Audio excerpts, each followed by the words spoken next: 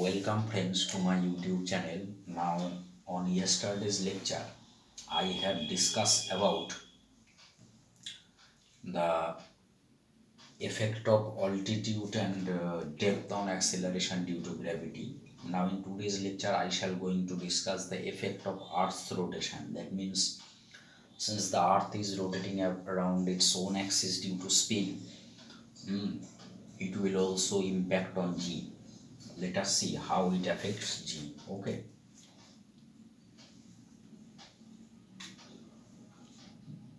So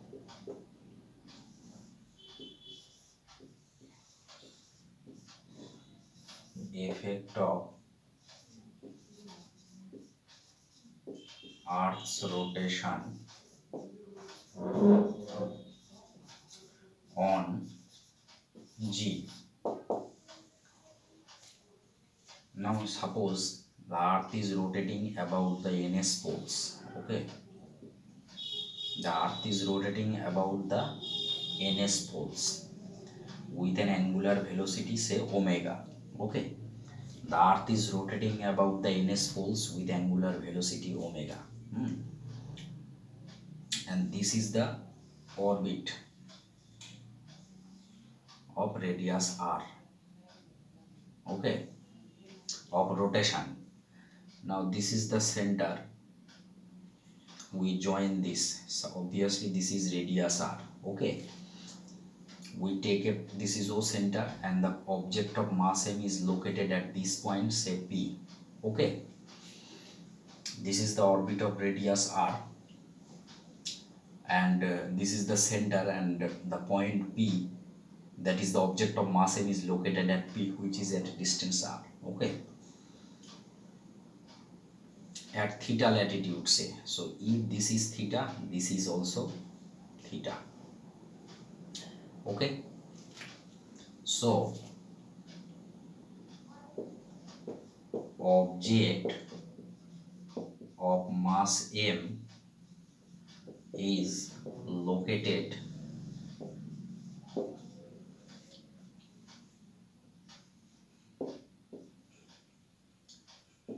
at latitude theta. At latitude theta. Now clearly at P there are two forces, that is mg acts along the center and a centripetal force that acts along outwards. Okay, so at P there are two forces. So the first force is mg acts along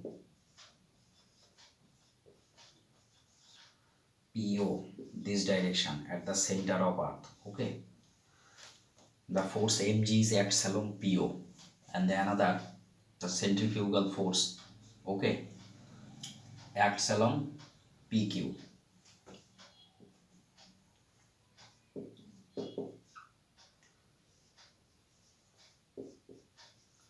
Centrifugal force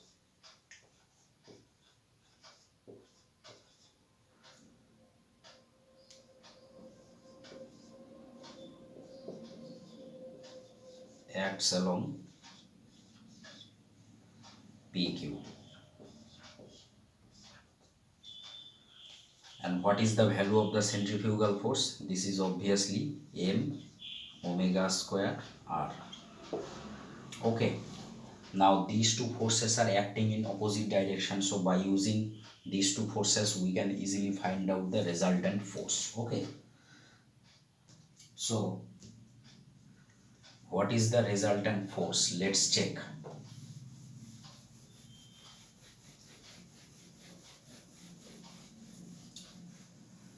So if the resultant force, we denote it by F.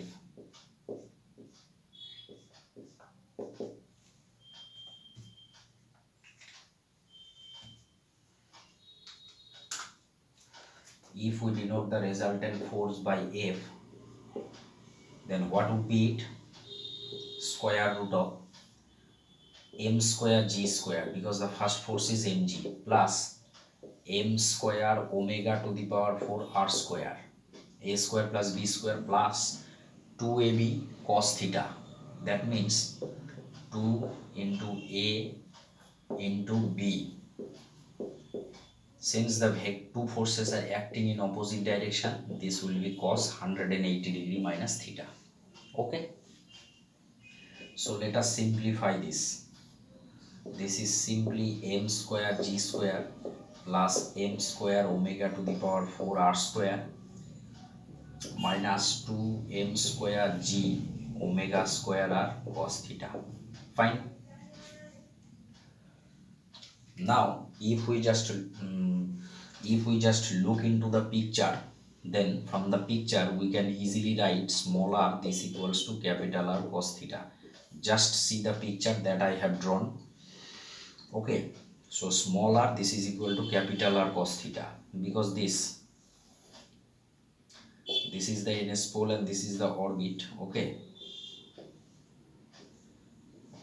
if this is r and this is small r, this is theta, that means this is also theta. So from this triangle we can write small r this is equal to capital R cos theta. Fine. So we substitute this value, that is square root of m square g square plus m square omega to the power 4 r square cos square theta minus 2m square g omega square r cos square theta. Okay, we get this. Now the second term, that is m square omega to the power 4 r square cos square theta, is very small. That's why we can neglect this term. Okay, so neglecting the small term m square omega to the power 4 r square cos square theta, we get what we get.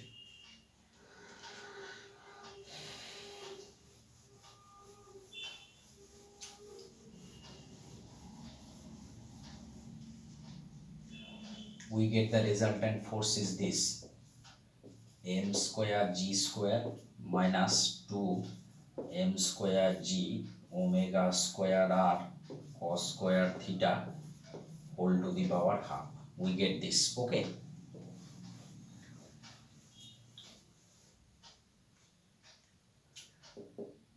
so if we take m square g square common, 1 minus 2m square g omega square r cos square theta upon m square g square whole to the power half. This is, so this becomes mg, and by using binomial expansion 1 minus x to the power n, okay, 1 minus nx plus n into n plus 1 x square by factorial 2, we can write this formula. So we only take the first term 1 minus nx, that means 2m square g omega square r cos square theta. This is becomes, this half becomes this 2m square g square. Okay, 2 cancels. Okay, m square cancels and g. So this is simply mg into 1 minus omega square r cos square theta by g. Okay, so what we get, f by m, this is simply g into 1 minus omega square r cos square theta by g. And what is f by m? That is acceleration due to gravity at latitude theta. Acceleration due to gravity at latitude theta. So this can be written as g minus omega square r cos square theta. So this is the variation of g with respect to Earth's rotation. Okay, now we can find out the acceleration due to gravity at equator and poles by using this formula. Let's check. Okay,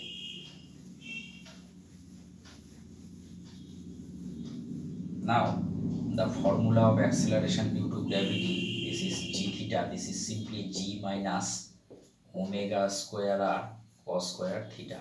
So what happens at poles?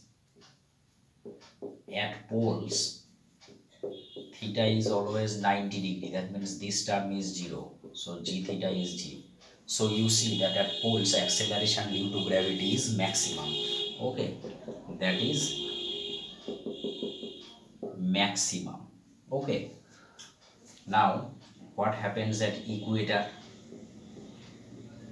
At equator we all know theta is 0, that means g theta we can write g minus omega square r, that is minimum.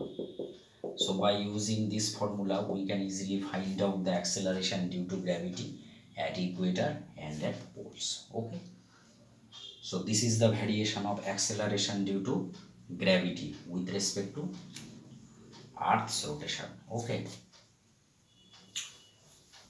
now here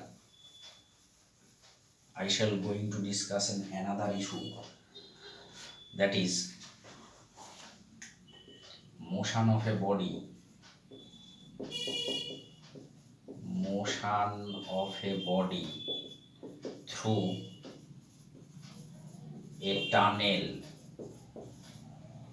on Earth.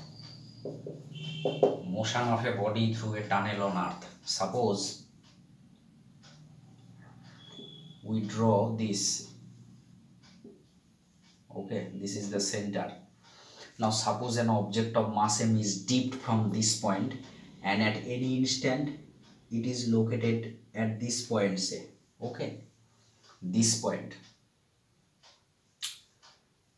and this point is at a distance x from the center.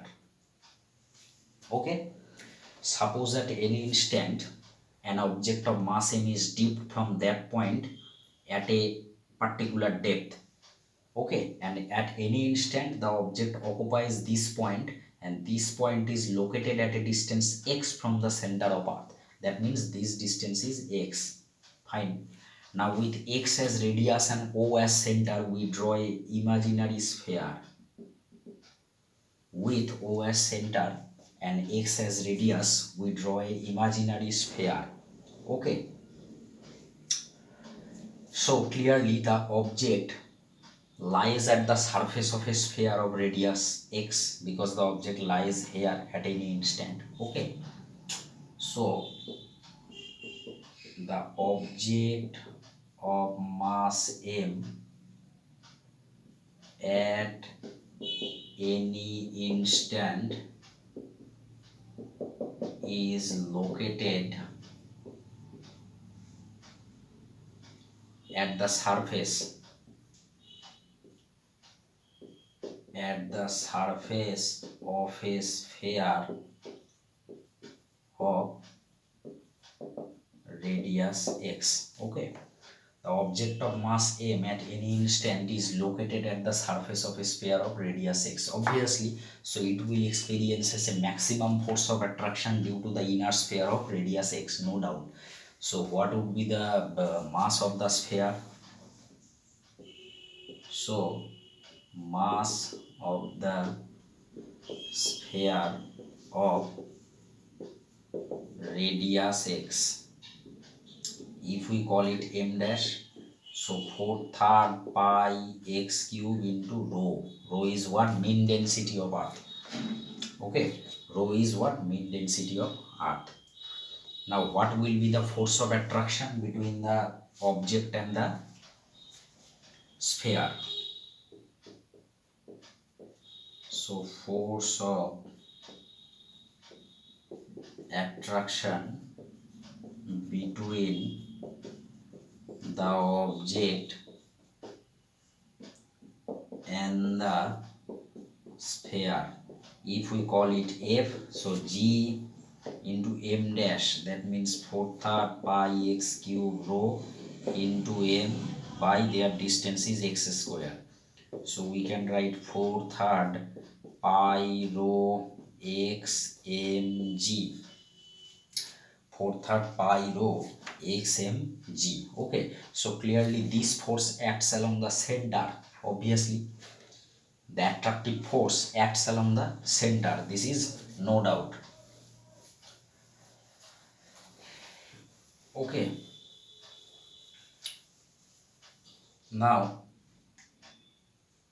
as I told earlier, that at any the object is located at a distance x from the center, that means this distance is x, so we can express the equation of motion of the body in terms of x. How?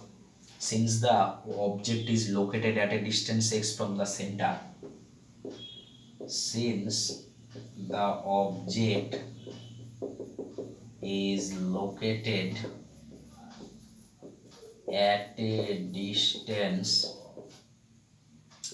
x from the center, the equation of motion of the body, equation of motion of the body, what? This is simply m into d2x dt2, and this and the previous force is equal but acts in the opposite direction, because this force acts in this direction and the attractive force acts along opposite direction. Okay, so in equilibrium what happens? M into d2x dt2, that must be equal to minus of the attractive force, that is 4/3 pi m rho g. Okay, so m cancels, so what we get? d2x dt2 plus 4/3 pi, oh sorry, there will be x, pi rho gx, this is simply 0, so we can write d2x dt2 plus omega square x equal to 0. Thus we see that the motion is simple harmonic. We verify that this motion is obviously a simple harmonic, so there will be a time period of oscillation that we have to find out. Okay, so here the angular frequency we can write 4/3 pi rho g to the power half. Okay, now let us try to find out the time period of oscillation which is required. Okay, how much time? Okay, oh, we can easily simplify it, that is omega, this is simply 4/3 pi rho g to the power half. Again, the mean density of earth can, there is a formula that is simply 3g by 4 pi rg. Okay, the mean density of earth rho can be written in this formula by using 3g by 4 pi rg. So we, if we substitute this, then the pi g, this is simply 3g by 4 pi rg to the power half. So 4 pi g 3, that is simply g by r to the power half. We substitute the value of rho because the expression of omega becomes simple, so that the omega becomes simple, so g by r. Okay, so what will be the time period of revolution? We all know 2 pi by omega, that means 2 pi root r by g. So this is a most important formula in classical mechanics that we can use in many places. Okay, very important formula. Okay, so this is the required time period of oscillation, and if we put the different values, then what we get? This is 6400 kilometer into meter, or 9.8 to the power half. So the result will be approximately 84 minutes. Okay, so thus we see that when an object is dipped through a tunnel on earth, the motion will be simple harmonic motion, and the corresponding time period of oscillation is approximately equal to 84 minutes. Okay, so this is a very important example and we have to know it. Okay, so in our today's lecture I shall discuss about the effect of earth's rotation and on g, and the motion of an object through a tunnel on earth. Okay, so this is up to what today. Dear guys, if you don't subscribe my channel, then kindly subscribe it to get latest videos on physics. Okay, thank you.